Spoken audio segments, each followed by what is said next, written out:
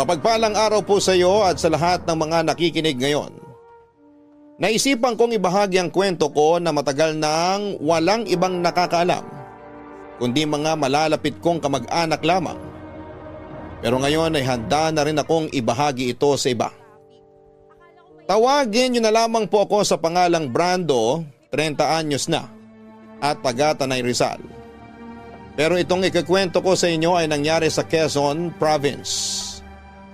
Doon kasi kami nakatira noon.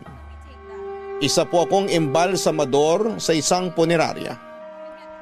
Dahil palagi akong nakakakita at nakakahawak ng mga patay, halos wala na po akong kinakatakutan. Hindi kasi ako mapaniwalain sa mga multo at kung ano-ano pang mga elemento. Batid ko na maaari akong mahusgahan ng iba. Pero isa po akong non-believer. Bininyagan po ako bilang isang Katoliko pero nawala ang pananampalataya ko sa Diyos noong magkasunod na namatay ang mga magulang ko. Parehong heart attack ang kinamatay nila. Kaya naman tuluyan na akong naulila sa mga magulang. Nangako na lang yung naiwang mag-isa. Doon na ako tumira sa bahay ng tiyahin ko na si Tita Mayet sa Tanay Rizal.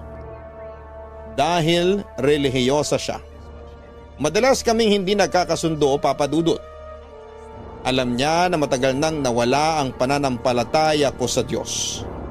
Pero kahit na anong gawin niya ay hindi pa rin niya ako mapilit na magbalik loob. Isang linggo bago ang undas ay sinabihan ako ni Tita na isasama niya ako pauwi sa Quezon Province para dumalaw sa puntod ng mga magulang ko at ng iba pa naming kamag-anak na yumao. Wala sana akong balak na sumama sa kanya dahil ayaw ko nang bumalik pa roon. Puro mga pangit na alaala lamang kasi ang meron doon. Pero dahil tumulong na rin sa pangungumbinsi si Lola ay napilitan na akong sumama. Isa pa'y wala ring magmamaneho para kay Tita. May hirapan naman siya kung magkukommute dahil dagsa ang mga pasahero tuwing mag-uundas. Maaga kaming bumiyahe ni Tita noong araw na yon. Pero nang nasa kalagitnaan na kami ng biyahe, ay ganito po ang nangyari.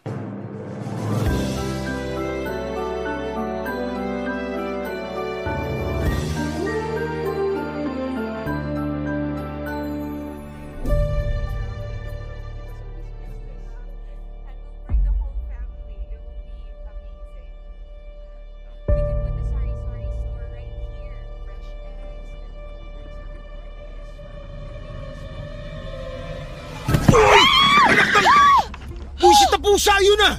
Bigla ba naman tumawid? Sus Mariosep! Itim na pusa ba yung nakasalubong natin? Tita, hindi po natin nakasalubong. Biglang tumawid kaya munti ko na masagasaan. Buti na lang nakapreno kaagad ako. Tita, ayos lang ba kayo? Baka nasaktan kayo ha, magsabi kayo kaagad. Hindi naman ako nasaktan pero bigla akong kinabahan. Masamang pangitain yung may makasalubong na itim na pusa sa biyahe. May masama raw na mangyayari. Raw, kaya ibig sabihin, sabi-sabi lang. Huwag nga kayo nagpapaniwala sa mga ganon, Tita. Tinatakot nyo lang sarili nyo eh. Kung malas yung tingin nyo sa itim na pusa, kawawa naman yung hayop. Kasi hindi naman nun ginusto na maging kulay itim yung balahibo niya. Nasasabi mo yan kasi hindi ka naniniwala sa mga pamahiin. Pero paano kung totoo yun? Malabo po yung sinasabi nyo, Tita. Masyado lang kayo mapamahiin. Kung mapapahamak man tayo, walang kinalaman dun yung itim na pusa. Ay nako, ewan ko sa yung bata ka. Palibhasa, iba yung sinasamba mo kaya ka nagkakaganyan. Wala akong sinasamba, Tita.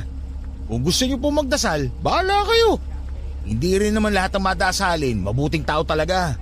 Yung kapitbahay nga natin, kada linggo nagsisimba. Pero pagdating sa chismis, siya pa'y nangunguna. May isa pa nga eh. Yung lagi nyo nakakausap, yung fake healer na madasalin ko no pero naninira naman ibang tao. May saltik yata yun eh. Hoy, ang bibig mo, Brando, ha? Masyado ka nang nagiging bastos. Hindi na ako bata para pagsabihan nyo. Kaya Kaya ayoko sana sumama ngayon eh. Alam kong ganito lang yung mangyayari. Lalo na kapag nakarating tayo kay na Lola. Pareho lang kayo nun eh. Baka pagtulungan niyo pa ako kapag binabara ko kayo. Ikaw lang yung nag-iisip ng ganyan. Alam niyo naman po kasi na magkakaiba na tayo ng paniniwala ngayon. Kung irerespeto niyo sa akin, hindi ko rin kayo papakailaman. Kahit na naiinis ako sa mga pinaniniwalaan niyo. Ay, kailan ka pa kaya magbabago? Hindi ko po kailangan magbago para lang maging katulad niyo. May sarili akong buhay. At ako na po yung magdidesisyon kung ano yung paniniwalaan ko. Kaya pagkatapos natin pumunta sa sementeryo, mauna na akong bumalik sa Tanay. Kung magpapaiwan po kayo, kumuha na lang kayo na magmamaneho para sa inyo. Ano? Iiwan mo ako sa Quezon? Kung gusto nyo may magmaneho pa rin para sa inyo pauwi sa Tanay, huwag nyo na lang akong busitin. Alam nyo na yung ibig ko sabihin. Malala ka na talagang bata ka. Kahit yata buhusan kita ng holy water, hindi ka natatablan. Ako yung mas nakakatanda sa'yo tapos gusto mo? Ako yung susunod sa'yo? Tita, kung ayaw nyo nagtatalo tayo, itiikom nyo na lang po yung bibig nyo. Ganun lang yung kadali. At ako naman, itutuloy ko na yung pagmamaneho. Kasi kanina pa tayo nakahinto. Sayang yung oras. Malayo-layo na sana yung natakbo nitong kotse kung hindi tayo nag-aksaya ng oras sa pagtatalo sa wala namang kwentang bagay. Ay, mabuti pa nga. May pakiusap lang sana ako sa'yo pagdating natin sa bahay ng lola mo. Ano na naman yan, tita? Kung ako, nababastos mo ng ganyan, sana naman, pigilan mo yung sarili mo na magsalita ng kung ano-ano kay nanay. Matanda na siya, baka atakihin pa sa puso kapag nagalit ang sobra. Mas relihiyosa siya sa akin. Kaya pakiusap lang, umayos ka sa pagsagot-sagot mo sa kanya. Makapagsalita kayo para namang napakasama akong tao. Ay pero masama yung tabas ng dila mo. Yun ang ibig kong sabihin. Kaya kung hindi mo kayang irespeto ang paniniwala ko, kahit magpanggap ka na lang kapag kaharap mo si nanay. Sige, susubukan ko. Pero hindi ko kaya mangako, tita. Kilala niyo naman ako. Kapag may narinig ako na hindi ko nagustuhan, sinasabi ko talaga ng harapan.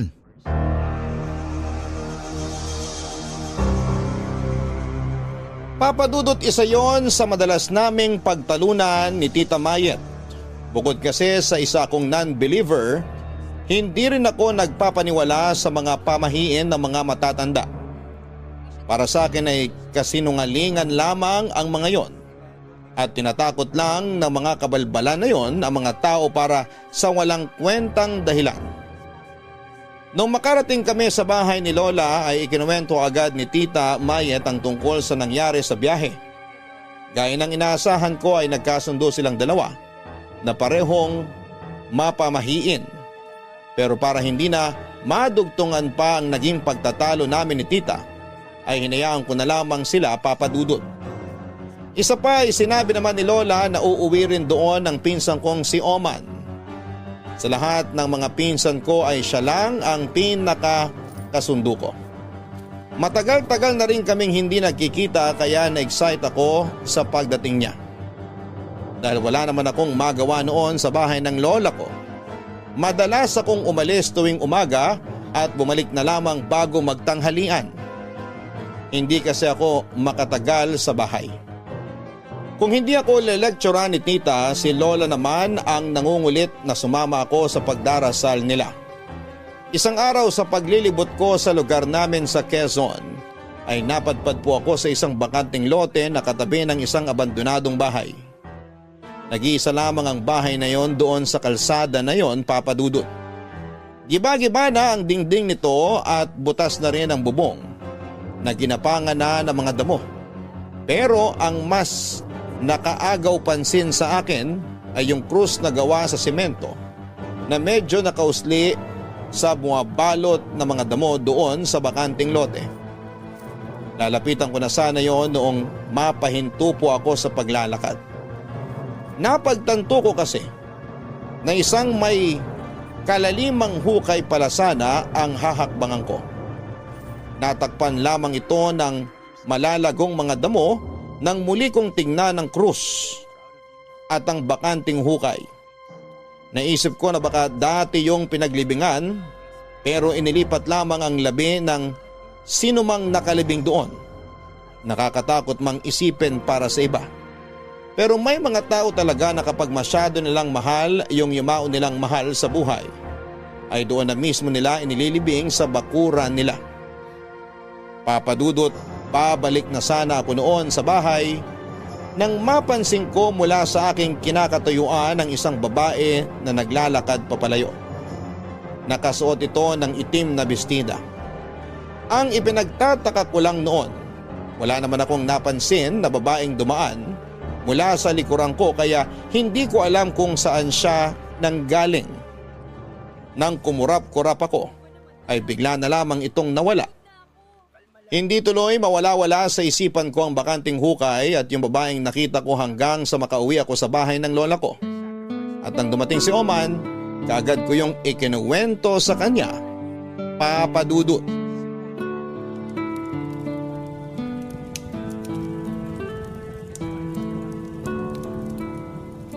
Alam mo, Insan, ito talaga yung namiss ko rito sa probinsya. Yung nakatambay sa labas ng bahay tapos may siga sa harapan natin. Alak na lang kulang. Sige, bumili ka kung kaya mo. Tignan ko lang kung hindi ka paghahampasin ni Lola ng walis tingting. Yun na nga eh. KJ sina Lola at Tita Mayet. Hayaan mo na. Mga nagkakaedad na kasi kaya pagpasensyahan na lang natin. Ano pa nga ba? Nga pala, kumusta trabaho mo sa Rizal? Wala namang bago. Mga patay pa rin naman ang nakakaharap ko. Langya, di ka ba nauumay sa mga patay? Nauumay pero trabaho yun eh. Para namang may iba akong pagpipilian. Ikaw ba? Kamusta sa trabaho mo? Ayos naman. Nasa 25th floor na yung ginagawa naming building. Okay din naman pasahod dun. Pero kapag tatanga-tanga ka sa trabaho, maaga ka talagang paglalamayan. Ingat ka. Ayoko mag-imbalsa mo ng kamag-anak ko. Tsaka tandaan mo, walang nabibiling pangalawang buhay sa palengke. Alam ko naman yun. Pero minsan talaga, hindi na iiwasan yung aksidente kapag oras ng trabaho. Ano yun? Lah, parang may dumaan. Ha? Wala naman ah. Hindi, may nakita talaga ako. Kaso ang bilis eh. Baka naman guni-guni mo lang yun. Alam mo ikaw, parang ang si Tita Mahit. Hilig yung takutin sarili nyo. Gagi, mag-uundas na kaya. Malapit na pista ng mga patay. Patay na nga sila, di ba? Kalokohan naman kung babangon yung mga yun para takutin ka. Hindi ka ba talaga naniniwala sa multo? Hindi. Sa aswang at maligno? Mas lalong hindi. Igagaya mo pa ako kay na Lola. Kaya masyadong matatakutin kasi kung ano-ano yung pinaniniwalaan. Ay, nakaka-stress silang kasama. Kapag kinontra ko sila, galit na galit naman sa akin. Kung hindi ka sang-ayon sa mga pinaniniwalaan nila, matuto ka rin kasing itikom yung bibig mo. Para di kayo nagtatalo. Wala ka rin kasing preno minsan eh. May ba ako, Insan? Di ba, madalas ka namang umuwi rito? Oh, bakit? Kahapon kasi, naglibot-libot ako dito lang sa poblasyon. Naalala mo yung madalas nating kuhaan ng bayabas nung high school pa tayo? Ah, oo. Pero di na ako pumupunta ron. Kahit malalaki na yung mga bunga ng bayabas. Nakakatakot naman kasi yung abandonadong bahay sa tapat nun. Tapos yung katabing lote, dating pinaglibingan nung may-ari. Kilala mo ba kung sino yung inilibing doon? Hindi. Nalaman ko lang sa kakilala ko na yung may-ari pala ng bahay yung inilibing doon. Lakas nga ng trip eh. Sa tabi pa mismo ng bahay. Parang ayaw iwanan yung lupa niya. Buti na lang wala silang kapitbahay. Kundi maglalayasan mga yun. Ikaw ba naman may kapitbahay na puntod eh. Parang ang hirap makatulog pag ganun. Kung ako yun, baka tambayan ko pa. Hindi ako takot sa mga ganyan. Saka kung totoo man yung mga multo-multo na yan, di sana noon pa ako nakakita. Sa punerarya ako nagtatrabaho. Minsan inaabot pa ako ng gabi ron.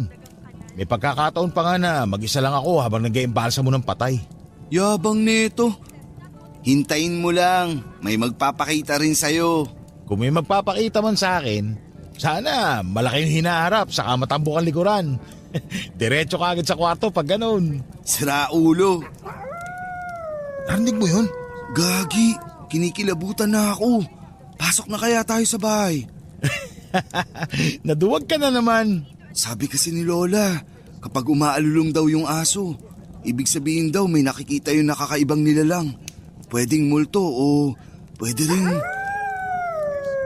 Kung hindi multo, baka aswang na yung meron dito. Tara na! Papadudot, natawa na lamang ako noon sa pagiging matatakotin ng pinsan kong si Oman.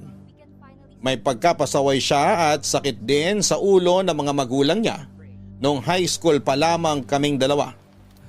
Pero may ganong side talaga siya. Madalas kong tawanan ng pagiging matatakotin niya dahil kahit simpleng kaluskos lang sa dilim ay kinakabahan na si Oman. Tungkol naman sa bakanting hukay na kinakatakutan ng pinsan ko ay mas naging interesado ako sa kwento ng dating nakalibing doon. Kung bakit doon piniling ilibing ang katawan nito noong mamatay at kung bakit inalis sa bakanting lote ang bangkay nito matapos ang ilang buwan. Marami pa kasing naikwento noon sa akin si Oman na nalaman niya lang din sa mga kakilala niya. Hindi ko alam kung totoo ang mga yon pero wala na rin naman akong ibang pwedeng pagtanungan. Kung si Tita Mayet naman ang tatanungin ko, siguradong hahaluan na naman niya yon ng kung ano-anong mga may kinalaman sa relihiyon. Nang dumalaw kami sa sementeryo para linisan ang puntod ng mga magulang ko at ng iba pa naming kamag-anak, napansin ko noon yung kalapit na puntod ni Lolo. Nang itanong ko kay Tita Mayet kung kamag-anak din ba namin ang nakalibing doon, nagulat ako nang malamang doon pala inilipat yung dating nakalibing sa bakanting hukay na nakita ko.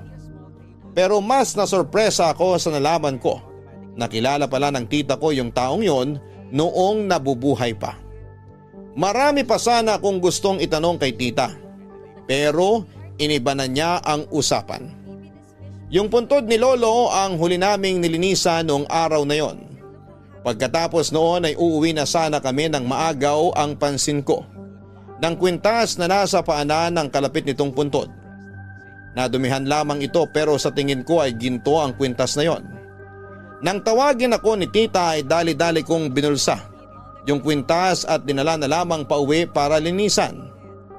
Papadudot, wala akong kaideya-ideya noon na yung isang pagkakamali ko pa lang yon ay magdudulot ng bangungot sa buhay ko.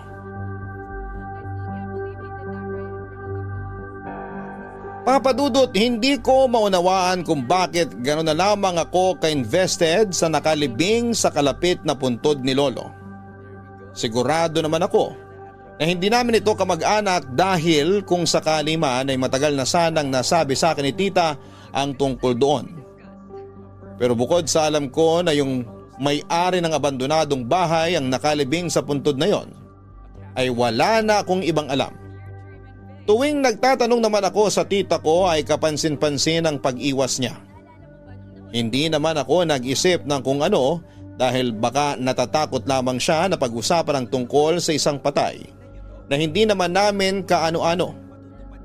Walang nakaalam ng tungkol sa kwintas na nakuha ko sa puntod. Nilinisan ko ito at nakumpirmang ginto nga ang kwintas na nakuha ko matapos kong ipatingin sa isang sanglaan.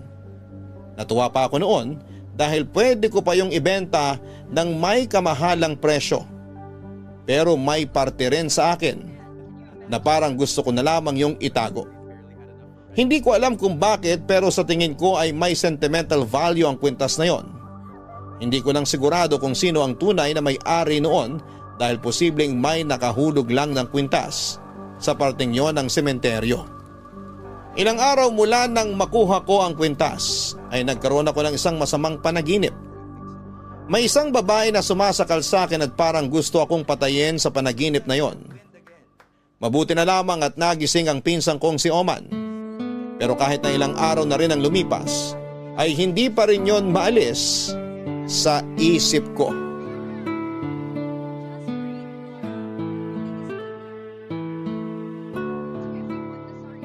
Para saan ba yung krus na nakasabit sa pinto nitong kwarto? Ano yan? Panakot sa multo? Proteksyon yan, sabi ni Lola. Proteksyon nga saan? Kahit naman sabihin ko sa'yo hindi ka naman naniniwala sa mga masasamang elemento, di ba? Buti alam mo. Pero di ba takot na takot tayo sa aswang nung high school pa tayo? Yung matanda na lagi nating nakikita sa may ilog, naaalala mo pa? Oo, naalala ko pa. Akala ko nga totoo yung mga panakot sa atin noon eh. Pero ngayong matanda na ako, hindi na ako naniniwala sa mga elemento na yan. Maniniwala lang ako kung magpapalit ng anyo yung matandang yung sa harapan ko mismo. Pero hanggat hindi ko nakikita, parang hirap namang maniwala. Pambihira to. Maranasan mo sanang aswangin para maniwala ka. Sus! Kung totoo man yan, matagal na sana ako na biktima. This oras ng gabi, nasa labas pa ako. Pero wala namang aswang na lumalapit sa akin. Mas inaalala ko kung may bigla na lang bubutas sa tagiliran ko tapos kukunin lahat ng gamit ko. Ay, ang hirap talagang baliin yung paniniwala mo. Magtitimpla muna ako ng kape. Mukhang di agad ako makakatulog nito. Ikaw naman kasi, nakakatakot kang bangungutin. Ilang araw nang nakalipas. Isang beses lang naman yun nangyari. Pero yung nervous mo, pang isang taon na. Sino ba namang hindi ninervyusin? Hindi ka na makahinga nung ginigising kita. Ano ba kasing napanaginipan mo nun? Wala yun. Hindi ko na nga maalala eh. Teka, akala ko ba magtitimpla ka ng kape? Nagbago na isip ko. Bigla ako natakot pumunta ng mag-isa dun sa kusina. Tulog pa naman na sina Lola. Pakiramdam ko kasi, lagi may sumusunod sa akin o kaya may nakatitig sa akin kapag mag-isa lang ako. Alam ka namang samahan pa kita. Para kang bata o matakot. Sa punerarya ba, hindi ka pa nakaranas ng kahit anong kababalaghan? Gaya ng ano, yung biglang didilat yung patay. Oo, yung mga ganun. May mga ganong pagkakataon pero may paliwanag naman kami ron. Minsan kasi may mga namamatay ng nakadilat tapos hinahayaan na lang ng pamilya. Kapag hindi nila naipikit yun bago pa kunin ng punerarya at tumagal ng nakadilat yung bangkay, hindi nasasara yun ng basta ipipikit mo lang. Naranasan ko yun nung first time ko pa lang sa pag-iimbalsa. May isinara akong mata tapos may ginawa lang ako sandali. Pagbalik ko, nakadilat na ulit. Doon ako unang beses nakaramdam ng takot kasi bukod sa matanda na yung namatay, humpak pa yung magkabilang pisngi tapos ang lalim na ng mga mata. Isipin mo, nakadilat yun tapos nakaharap pa sa'yo. Grabe, nakakatakot pala talaga magtrabaho sa punerarya. Sa una lang yun. Pero kapag nasanay ka na, matatawa ka na lang din sa nangyayari. Paano naman yung mga patay na pero biglang gumalaw? Normal din ba yun? Hindi. Imposibleng mangyari na gumalaw pa ang isang taong patay na. Ah, ganun? Pero may nangyari ng ganun habang nag-eembalsa ka? Yung biglang gumalaw yung patay? Oo. Talaga? Anong ginawa mo? Wala. Alam ka naman kumaripas ako ng takbo. Pero bakit kaya gumalaw yun? Nagpaparamdam siguro. Baka nakalimutan magpaalam sa mahal niya sa buhay. Walang iya. Kung ako nasa posisyon mo, hindi ko kakayanin yun. Uuwi talaga ako. Patay na yon. Hindi na yung babangon para lumakad at manakot gaya ng iniisip mo. Pero may mga pagkakataon talaga na gumagalaw yung patay. Yun pag malakas ang daloy ng formalin sa mga ugat. Ano, okay na? Ikaw kasi, ang bilis mong matakot. Kahit ano pang paliwanag mo, nakakatakot pa rin talaga.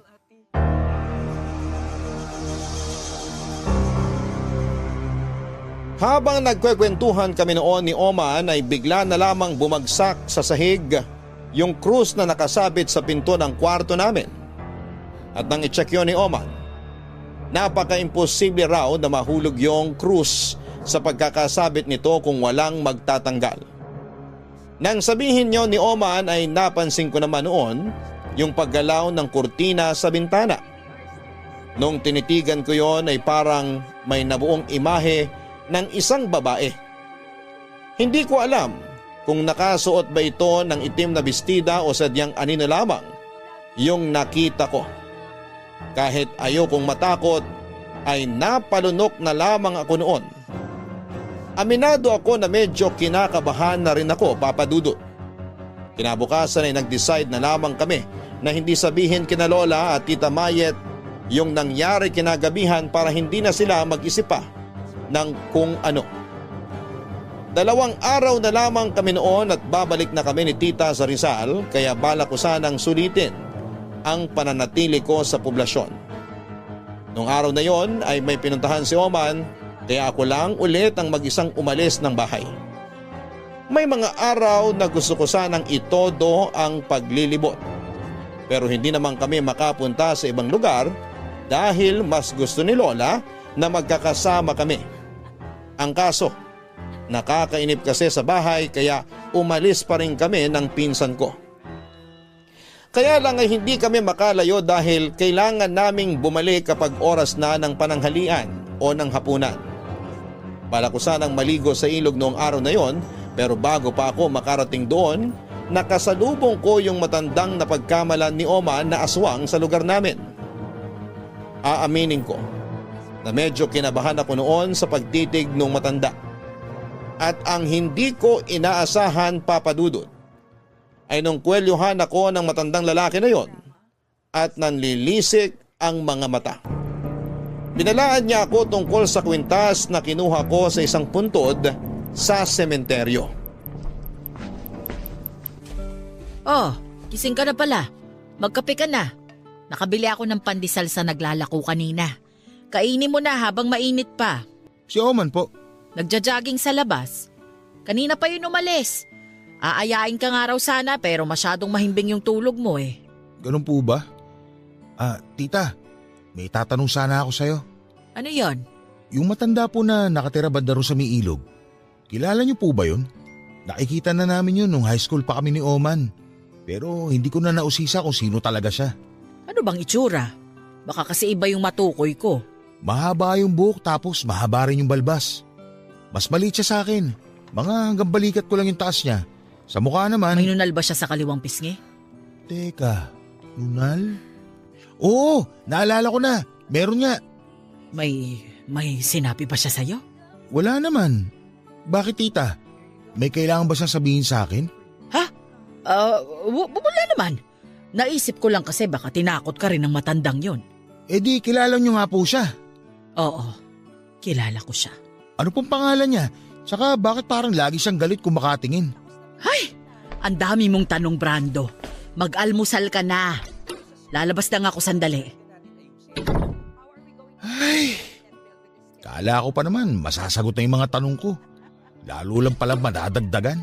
Uy, Insan, gising ka na pala. Kakagising mo lang? Oo, daya mo ha. Di mo man lang ako ginising kanina. Eh di sana nasamahan kita. Puyat ka kasi nung nakaraang gabi, kaya inayaan na kitang makabawi ng tulog. Nga pala, nakasalubong ko si tita kanina. Ba't ganun itsura nun? Nag-away ba kayo? Ha? Hindi ah. Nagtanong lang naman ako kanina tungkol doon sa matandang sinasabi mong aswang kahit hindi naman. Oh, kala ko ba hindi ka naniniwala sa akin? Eh bakit ngayon? Bigla ka na curious dun sa matanda. Gusto ko lang kasi malaman kung bakit palaging galit yung matandang yun. Kahapon kasi, maliligo sana ako sa ilog. Kaso nung nakasalubong ko siya, kinuyalyon ba naman ako? Parang ang laki ng galit sa akin eh. Baka kasi inunahan mong titigan ng masama, kaya ka sinugod. Loko, anong tingin mo sa akin? Takaw gulo? Siya talaga yung nauna. Binalaan pa nga niya ako tungkol sa… Huwag na nga natin siya pag-usapan. Nababadrip lang ako eh. Baka kapag nakita ko ulit yun, hindi na ako makapagtimpi sa kanya. Masyado ka kasing mainit eh. Ang mabuti pa, mag-almusal na tayo. Mabuti pa nga. Nga pala, sasama ako kay Lola mamayang hapon. Baka gusto mo rin. Saan naman kayo pupunta? Magsisimba. Seryoso ka ba? Tinanong mo pa talaga ako ha? Nagbaka sakali lang. Alam ko namang di ka talaga sasama kaya di na kita pipilitin. Baka masunog ka pa ron eh. Ayoko pang mabawasan ng pinsan. Minsan, pag masamang damo, matagal mamatay. Masamang damo ka naman talaga. Pero dun sa matagal mamatay, di ka sigurado. Sira ulo, parang gusto mo na akong mamatay ah. Biro lang. Saka ka na mamatay kapag marunong na ako mag-embalsa mo. Paglalaroan ko yung katawan mo. Tanga, mumultuhin kita. Oh, kala ko ba hindi ka naniniwala sa multo? Nagbibiro lang tayo, di ba? Kaya huwag mo rin seryosohin yung mga sinasabi ko. Okay, sabi mo eh. Papa Dudut, hindi ko binanggit noon kay Tita Mayet ang buong pangyayari noong nagkita kami ng matandang tinutukoy ko. Hindi ko rin yon sinabi sa pinsan kong si Oman. Sinakyan ko na lamang ang mga biro niya kahit na medyo napapaisip na rin ako ng mga oras na yon.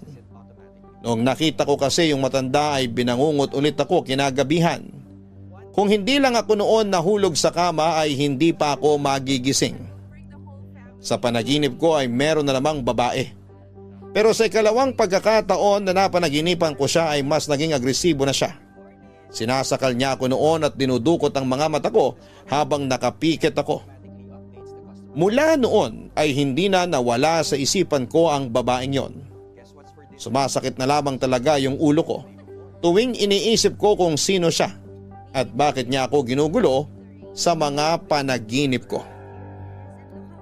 Pagsapit ng hapon, inaapoy na ako ng lagnat at yon ang naging dahilan kaya hindi kami natuloy ni Tita Mayet sa pagbalik sa Rizal. Inabot kasi ng mahigit 1 linggo yung trangkaso ko. Hirap na hirap din akong makatulog noon dahil sa masamang panaginip na paulit-ulit na gumugulo sa akin. At tuwing gising naman ako, nagpaparamdam sa akin yung babae. Nagpapakita siya na nakatayo sa may bintana ng kwarto namin. Nakatitig siya sa akin tapos ay bigla na lamang nawawala. Minsan naman kapag nakakaidlip ako, bigla na lang akong magigising dahil sa malamig na bagay na dumadampi sa mga paa ko. Doon ako binalot ng takot dahil hindi na basta-basta yung nangyayari sa akin noong panahong yon. Sa tagal ko na kasing nagtatrabaho sa punerarya, ni minsan talaga ay hindi pa ako nakakita ng multo. Kaya yon pa lamang ang unang pagkakataon na nakakita ako ng ganon. Mula nang magparamdam sa akin ang kaluluwa ng isang babae na hindi ko naman kilala, hindi na ako natahimik. Takot na akong matulog noon sa pangambang babangungutin ulit ako at hindi na magigising pa. Pero kahit na gising ako, nararamdaman ko pa rin ang pagpaparamdam ng kaluluwang yon at hindi ko alam noon kung kailan ako nito lulubayan. Papadudot bukod sa masasamang panaginip, nakaranas na rin ako ng kababalaghan sa bahay ni Lola.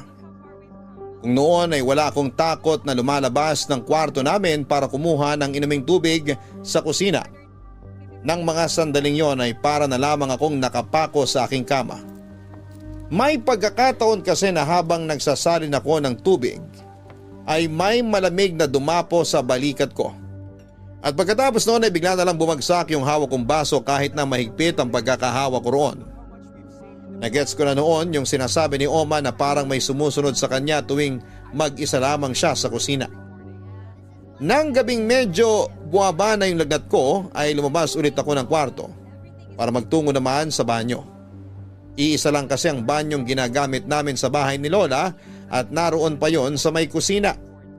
Hindi ko pa noon pinipihit yung doorknob pero bigla na lamang bumukas yung pinto na parang may nauna nang pumasok noon. Nagdalawang isip ako kung tutuloy pa ba ako o babalik na lamang sa kwarto. Pero dahil masama ng lagay ng tiyan ko ng mga sandaling yon, ay parang nilunok ko na lang lahat ng nararamdaman kong takot. Noong palabas na sana ako ng banyo ay bigla na lamang namatay yung ilaw. Madilim yung banyo at may kaunting liwanag lang na nanggagaling sa bintana. Noong tumingala ako para tingnan ang bintana ay may nakita akong bata. Purong puti ang mga mata at nakangiti na halos tatawa na. Pinigilan kong mapasigaw ng mga oras na yon pero ramdam ko na ang matinding takot. Dali-dali na lamang akong lumabas ng banyo at walang lingon-lingon na dumiretso sa kwarto namin ni Oman. Nang tignan ko yung pinsang ko ay napakahimbing pa rin ang tulog niya. Gusto ko sana siyang gisingin pero nahiya na ako noon dahil baka sabihin niya na nilalamo na ako ng kaduwagan. Papadudot, hindi pa roon natapos ang kababalaghang naranasan ko sa bahay ni Lola. May isang gabi pa na nagising ako na may babaeng nakaupo sa may paanan ng kamang kinahihigaan ko. Pero ang hindi ko noon makakalimutan ay yung napansin kong itim na marka sa lieg nito, Papadudot. Tol, anong nangyari? Bakit ka sumisigaw? May babae! May babae sa paanan ng kama ko, man! Nakita ko siya kanina! Ha? Uy, Tol, di magandang biro yan ha. Kinikilabutan ako. Hindi ako nagbibiro! Nakita ko kanina yung babae! May sugat siya sa leg tapos nakatingin siya sa akin! Ano? Seryoso ka ba? Siya rin yung babae nagpapakita sa panaginip ko na sumasakal sa akin at gusto akong batayin! Gagi, Tol. Nakakatakot na talaga yung mga sinasabi mo. Matagal mo na bang napapanaginipan yun? Oo! Mula nung bumisita tayo sa puntod ni Lolo, naulit yun nung makita ko yung matanda sa may tabing ilog. Ha? Anong connect nun? Pambihira. Kung tatagal pa tayo rito, mauuna pa akong mabaliw kaysa sa'yo dahil sa mga nangyayari. Ano nangyari? May narinig akong sumigaw ah! Sino yon? Si Brando po, tita. May nakita raw siyang babae kanina sa may paanan ng kama niya tapos nakatitig sa kanya. Ano? Totoo ba yun, Brando? Totoo po, tita. Diyos ko! Bakit naman may magpapakita sa'yo rito? Sandali. Sinong naglagay nitong upuan sa paanan ng kama mo? Nandyan na po talaga yan nang magising kami kanina, tita. Hindi po kami ni Brando naglagay niyan dyan. Ano bang meron sa upuan na yan? Hindi kayo dapat naglalagay ng bakanting upuan sa tabi o kahit sa paanan ng kama habang natutulog. Masama yan! Bakit po masama? Hindi nyo dapat binibigyan ng pagkakataon ng demonyo na gambalain kayo lalo na sa pagtulog ninyo. Kailan ka pa nagsimulang makakita ng kaluluwa, Brando? Mula nung nanggaling tayo sa sementeryo. Tapos, nasundan pa yun nung nakita ko yung matandang sinasabi ko sa inyo. Ay, kailangan tong malaman ng lola mo. Tita, wag na. Baka kung ano na naman ipagawa sa akin ni Lola. Hanggang kailan mo ba paninindigan yung baluktot mong paniniwala? Ha? Kaya ka nagkakaganyan kasi kasalanan mo rin. Ngayon, paano ka namin tutulungan kung sarado pa rin yung utak mo? Tita, wag na po kayo magtalo. Pag-usapan nyo na lang po yan bukas. Mabuti pa nga. Sumasakit lang yung ulo ko dyan sa pinsan mo. Ay, bantayan mo na lang si Brando. Kapag binangungot uli, dasalan mo para magbago ang isip niya kahit kaunti. Kung nakakatakot yung nangyari sa'yo, mas nakakatakot magalit si tita. Winokoutan na nga tayo eh. Nag-alala na sa'yo kanina. Naudlot pa dahil dyan sa pagmamatigas mo. Isa ka pa eh. Anong gusto mong gawin ko? Magdasal? Ano akala mo ron? Gamot na magpapawala nito nangyayari sa akin? Yan ka na naman eh. Siyempre kahit anong sabihin ko, mamasamain mo. Hirap mo naman ipagtanggol. Oh man, pinagtutulungan ako ni na Lola Tita. Huwag ka na makisali, pwede? Kapakanan mo lang din naman iniisip ko. May mga pangyayari kasi talaga na ang hirap-hirap ipaliwanag. Pero paano kung totoo yung sinabi ni tita? Baka nga masamang espiritu yung gumugulo sa'yo. Kaluluwa ng isang babae ang gumugulo sa akin. Hindi ko naman kilala kung sino yun. Hindi mo kilala? Eh bakit nagpapakita sa'yo? Mamaya, isa pala yun sa mga babaeng pinaiyak mo. Pinaiyak? Wala nga lumalapit sa akin. Hindi ko nga alam pero parang nandidiri yung mga babaeng pinupormahan ko kapag nalalaman nila kung ano trabaho ko. Baka naman natatakot. Nadidiri o natatakot, isa lang ang ibig sabihin nun. Ayaw nila sa akin. Pero nakakapagtaka talaga kung sino yung nagpaparamdam sa'yo. Hindi kaya may nagambala kang puntod nung pumunta tayo sa sementeryo? Papadudot na paisip ako sa tanong na yon ni Oman.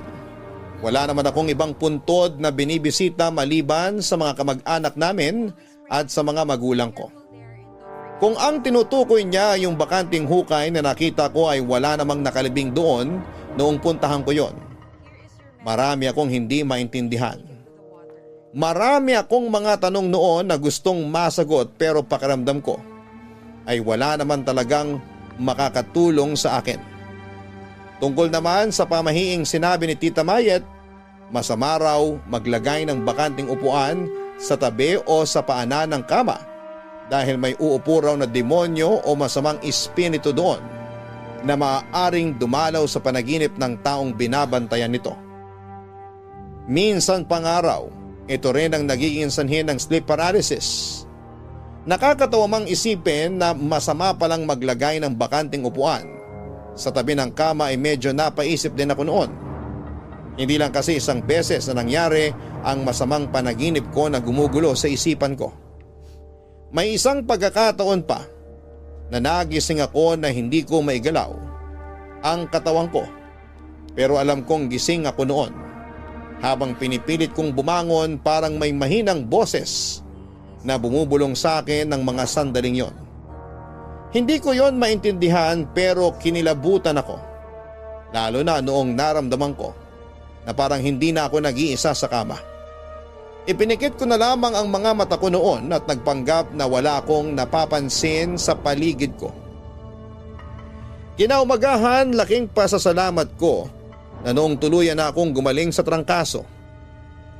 Pero kahit maayos na ang pakiramdam ko ay hirap na hirap pa rin akong makatulog sa gabi. Gusto ko sanang umuwi sa Rizal pero ayaw akong paalisin ni Lola. Sabi niya, susundan daw ako ng kaluluwang gumugulo sa akin kahit saan ako magpunta. Dahil gusto ko nang matapos ang problema ko noon, nagdesisyon na akong sabihin na lamang kay Tita Mayet ang totoo. Baka sakaling kapag ginawa ko yon, ay magkaroon na ng linaw ang mga nangyayari sa akin.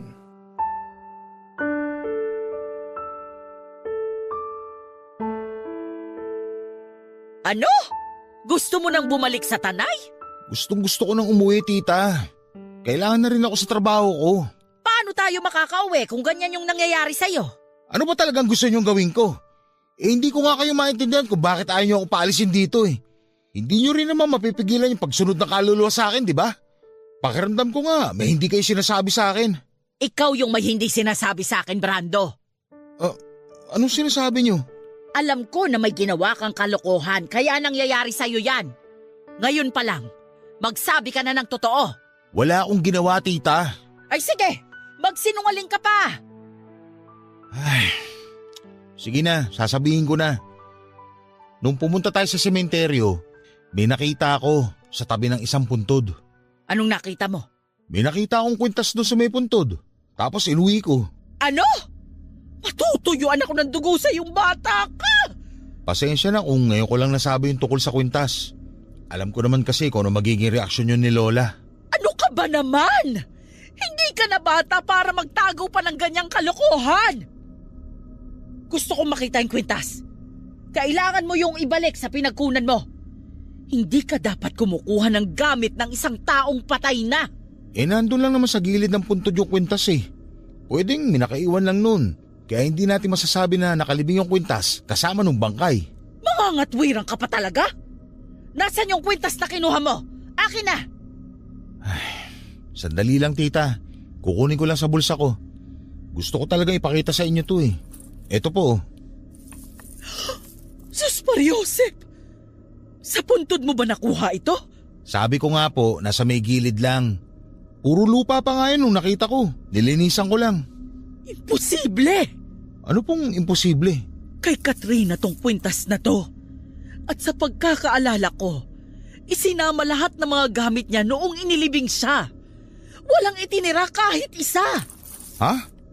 Lahat ng gamit niya isinama sa libing? Parang hindi naman kapanipaniwala yun. Pero teka, paano nyo nalaman na yung Katrina yung may-ari ng kwintas na yan, tita? Sa pagkakasabi nyo kasi, parang siguradong-sigurado na kayo eh. Hindi ko makakalimutan tong kwintas na to. Dahil nakita ko to, nasuot niya nung araw bago siya mamatay. Bakit ba siya namatay? Sa reaksyon nyo, parang masyadong masalimot yung pagkawala niya. Parang takot na takot kayo. Dahil hindi basta-basta yung naging pagkamatay ni Katrina. Nagpakamatay siya. Nagbigti siya. Suot itong kwintas na to. Ha? Seryoso ba kayo? At bakit naman ako magbibiro sa ganitong bagay, ha? Hindi mo dapat kinuha ito. Kailangan maibalik sa puntod ni Katrina itong kwintas. Pero paano yan napunta sa ibabaw ng puntod kung isinama yan sa libing? Posibleng may nagtabi ng kwintas na to at ibinaon lang sa gilid ng puntod niya. Tapos naulanan kaya lumitaw yung kwintas? Ayos ah. Ako pa talaga yung unang nakakita. Hindi mo to kukunin kung hindi naglikot ang utak mo doon sa bakanting hukay kung saan unang inilibing yung bangkay niya. Teka nga tita, sino ba kasi yung Katrina na yun? Anong koneksyon niya sa pamilya natin? Kamag-anak ba natin siya? Hindi natin siya kamag-anak. Pero malaki yung koneksyon niya sa pamilya natin. Lalo na sa tatay mo. Papadudot na tigilan ako sa sinabi ni tita na may kinalaman sa yumao kong ama ang babaeng may-ari ng kwintas na nakuha ko sa sementeryo. Dahil sa curiosity ko noon ay napilitan ng magkwento si Tita Mayet. Doon ko lang nalaman na yung Katrina palang tinutukoy niya ang unang asawa ng tatay ko. Noong hiwalayan niya ito para panagutan ng nanay ko ay hindi raw nito natanggap yon at nagpa siyang magpatiwakal na lamang. Tungkol naman sa kwintas na nakuha ko sa may puntod nito, tatay ko raw ang nagregalo noon sa una niyang asawa. Doon ko lang lubos na naunawaan kung bakit sa akin nagpapakita ang kaluluwa ni Katrina. Sa unang pagkakataon ay naniwala ako sa mga pamahiin ni tita. Binalik ko ang kwintas kung saan ko ito mismo nakuha. Ibinaong ko yon sa lupa at medyo nilaliman yung hukay para wala nang iba pang makakuha. Humingi na rin ako ng paumanhin sa puntod ni Katrina. Parang nabunutan ako ng tinik matapos kong ibalik ang kwintas sa pinagkunang ko nito. Hindi naman kasi talaga yon para sa akin, para itago ko pa at hindi sabihin kina Tita Mayet na ako ang nakakuha. Papa Dudut, nagbabalak na kaming bumalik noon sa Rizal sa pag-aakalang maayos na ang lahat. Akala ko kasi kapag naibalik ko na yung kwintas ay hindi na muli pang magpapakita at manggugulo sa akin ang kaluluwa ng unang asawa ng tatay ko. Pero hindi ganoon ang nangyari. O mas tama sigurong sabihin na mas malala pa yung nangyari matapos kong ibalik yung kwintas sa puntod. Kung nung una ay kaluluwa lamang ni Katrina ang nakikita at nagiging laman ng panaginip ko, nagtaka ko nung may isa pang kaluluwa na nagpaparamdam sa akin. Isang batang babae at doon lang ito nagpaparamdam sa bahay ni Lola. Naalala ko noong nakaranas ako ng kababalaghan sa banyo. Yung batang nakita ko ay pareho sa kaluluwang gumugulo noon sa akin. Kaya naman tuwing gabi ay hindi na kami naghihiwalay pa ng higaan ni Oman. Magkatabi na lamang kami sa kama ko para wala nang matirang espasyo. Inalis na rin namin yung bakanting upuan sa kwarto at nilagyan naman ng mga unan yung kama ni Oman. Pero isang araw, pagsapit ng hating gabi, pareho kaming nalimpungatan nung bigla na lamang bumukas yung pinto ng kwarto namin. Dahan-dahan lang yon at sinundan pa ng mahihinang mga yabag na parang may batang naglalakad. Dahil nakatalukbong kami ng kumot ay hindi namin nakikita kung ano ba talaga ang tila pumasok sa kwarto namin, Papa Dudut. Pero kahit na anong tago namin at pagpapatay mali siya sa nangyayaring kababalaghan sa bahay ni Lola, sinubukan pa rin ito ang tapang naming dalawa. Napabalikwas na lamang kami noong may humila sa kumot na tumataklob sa amin. Kasunod noon, may malamig kaming naramdaman sa talampakan na parabang may humawak doon at sinundan pa yon ng paglalangit-ngit ng kama kahit na hindi naman kami gumagalaw ng mga sandaling yon.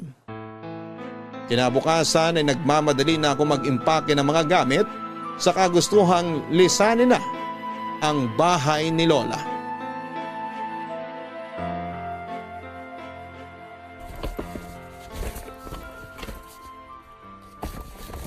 Anong ginagawa mo? Bakit nag-e-empake ka na ng mga gamit? Tita, babalik na po ako sa Rizal. Gusto ko na umuwi. Gusto mong umalis? Sige, bahala ka sa buhay mo.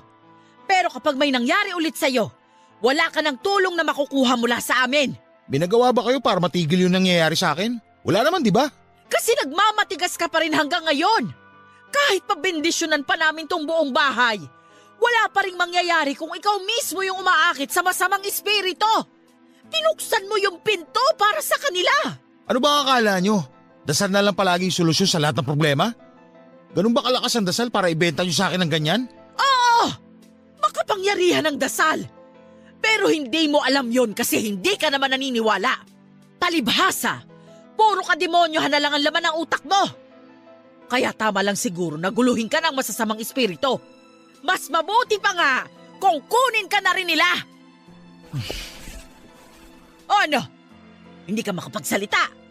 Bakit ka umupo sa kama? Ituloy mo ang pag-iimpake mo. Akala mo ba ikaw lang yung may kakayahang sumuko? Kami rin, Brando. Lalo na ako. Sawang-sawa na ako sa katigasan ng ulo mo at ng puso mo. Huwag mong isisi sa Diyos kung bakit namatay yung mga magulang mo. Kasi hindi yun makatwiran. Nagkaganito lang naman ako kasi naramdaman ko na wala akong pwedeng kapitan. Sobrang sakit nung nawala si na mama at papa. Sinisisi ko lahat para mabawasan yung bigat na nararamdaman ko. Sa dami ba naman ng masamang tao sa mundo? Bakit sila pa? Bakit sila pa yung nawala?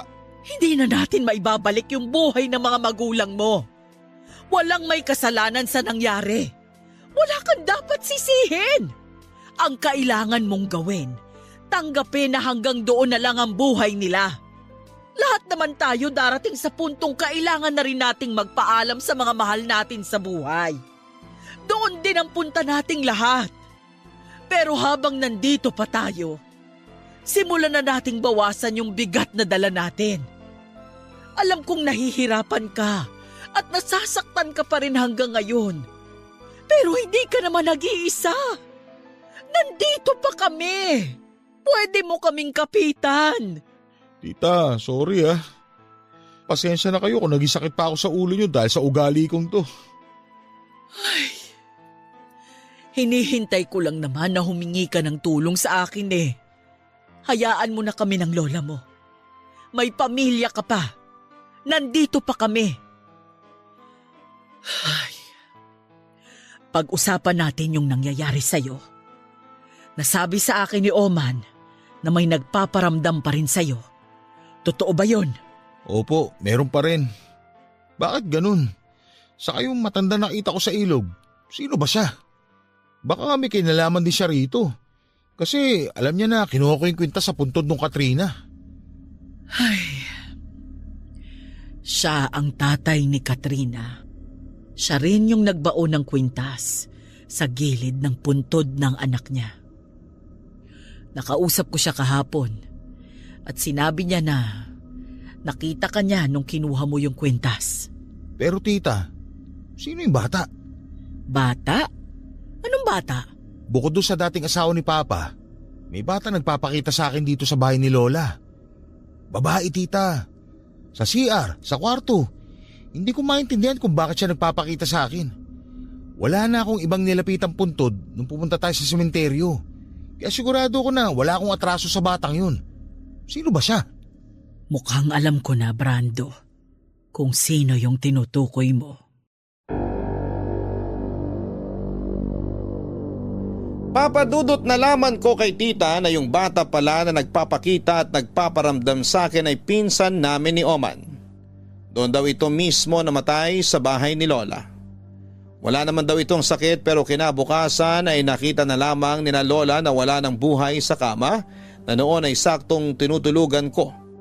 Muntik na akong mapamura nung nalaman kong may namatay na pala sa kamang ipinaggamit sa akin ni Lola. Pero dahil nangyari na yung nangyari ay hindi na lamang ako nagalit sa kanya. Pero ang hindi ko maintindihan noon ay kung bakit sa akin lang nagpapakita ang kaluluwa ng batang pinsan ko. Nagpaparamdam din naman ito kay Oman pero hindi kasing lala ng sa akin. Hanggang sa kausapin na nga ako ni Lola ng masinsinan. Pinag-usapan namin yung galit ko. Lahat ng hinanakit ko kaya nawala ang pananampalataya ko sa Diyos. Doon sinabi ni Lola na baka raw yon ang tamang panahon para magbalik loob ako. Sabi noon ni Lola, lapitin daw ng masasamang espiritu at kung ano-ano pang elemento ang mga taong mahina ang pananampalataya. At nangyari na nga yon sa akin. Nakalimot ako o mas tamang sabihin na pinili kong makalimot dahil sa galit na itinanim ko noon. Sa unang pagkakataon ay nakinig ako kina Lola at Tita Mayet. Bago kami tumulak pabalik sa Rizal ay sumama ako sa kanila para magsimba. Sa loob ng ilang taon ay iyon lamang ang unang beses na ginawa ko yon.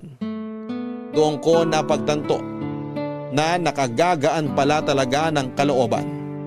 Pagkatapos ng misa, sa totoo lang ay na-miss ko yung ganong pakiramdam. Bakit ganyan ako makatingin sa akin?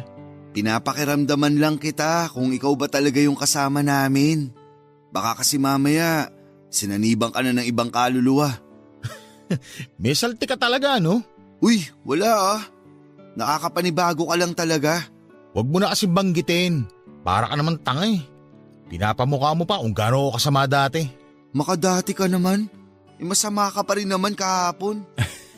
Sira. Ngayon ka lang nagsimba, di ba? Kaya ngayon pa lang yung simula ng pagiging mabait mo. Bahala ka. Isipin mo na lang yung gusto mong isipin. Basta okay na ako ngayon. Pinaalis ba naman ni Father yung masamang espiritong dumapo sa'yo eh? Kapag narinig ka ni tita, yari ka ron. Kalalabas lang ng simbahan eh. Gumagawa ka na naman ng kasalanan. Sorry naman. Natutuwa lang kasi ako.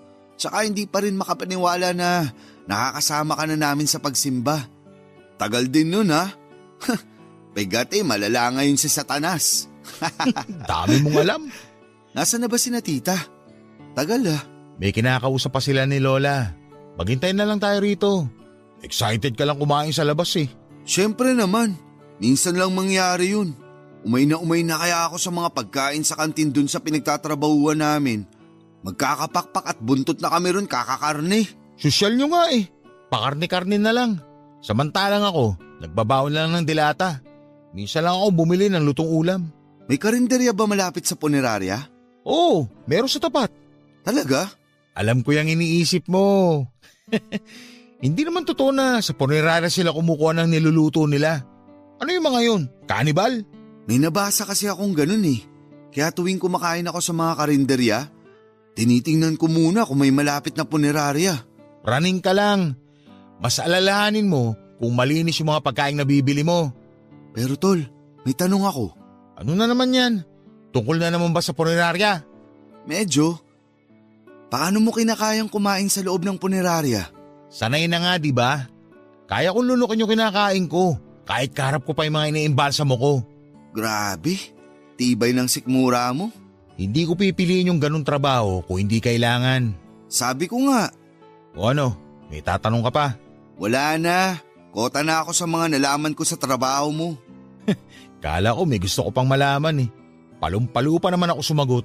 May isa pa pala akong tanong. Paano kung magka-jowa ka tapos mahal na mahal mo na pero gusto niya magpalit ka ng trabaho? Magpapalit na lang ako ng jowa hanggat maaga pa kung ganun. Mahal ko yung trabaho ko. Kaya kung hindi kayang tanggapin na magiging karelasyon ko yun, bahala siya sa buhay niya. Angas mo talaga. Kaya bilib ako sa'yo eh. Tama na yung kwentuhan. Maghanap na tayo ng makakainan. Yan yung pinakamaganda mong nasabi ngayong araw, tita. Itsura mo pa lang kasi. Halatang gutom ka na. Saka gusto ko ring i-celebrate tong araw na to para kay Brando. Si tita talaga oh. Hindi naman po to kailangan i-celebrate. Hayaan mo na, minsan lang naman. O man, tawagin mo na yung lola mo para makakain na tayo. Napasarap na yung pakikipagkwentuhan eh.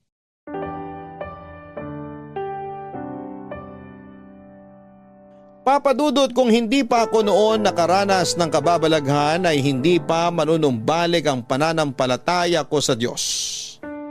Nakakatakot pala talaga kapag pinaglaruan ka ng kadiliman. Kaya naman mula noong araw na yon, hindi man ako palaging nakakasimba ay hindi naman ako nakakalimot na magdasal. Pinabindisyonan ni Lola ang bahay niya para wala ng kaluluwa pang gumambala roon. At bago kami bumalik ni Tita sa Rizal, dumaan muna kami sa sementeryo para magpaalam sa puntod ng mga magulang ko. Nang makauwi kami ay napakagaan na ng kalooban ko. Para akong nabunutan ng tinik sa dibdib dahil sa mga nangyari. Pero aaminin ko na hindi ko talaga makakalimutan yung nangyari sa akin noong umuwi kami sa Quezon Province. Ang huling balita ko doon sa loting may bakanting hukay, may nakabili na raw nito at pinatabunan na yung hukay para sa safety ng bagong may-ari. Pinagiba daw yung bahay doon at pinatayuan ng bago, saka nila pinabindisyonan. Sa ngayon ay patuloy pa rin ako nagtatrabaho sa punerarya, pero hindi na ako kagaya ng dati na laging kontra sa mga paniniwala ni tita. Nagkakasundo na kaming dalawa at parang anak na rin talaga ang turing niya sa akin. Kaya naramdaman ko na meron naman pala akong maituturing na pamilya. Hanggang dito na lamang po ang kwento ko at sana po kahit papaano ay nakapaghatid ito ng aral sa mga nakikinig ngayon. Maraming salamat po sa pagbabahagi ng kwento ko, Papa Dudut, at sa lahat po ng mga bumubuo ng Barangay LS. God bless po sa inyong lahat.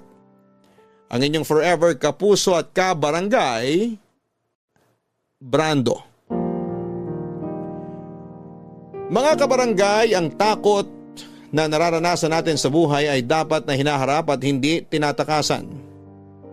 Minsan naman, may galit tayo sa puso na kinikimkim natin ng matagal na mas nagpapabigat sa ating buhay kahit ano pang gawin natin para mapagaan ito.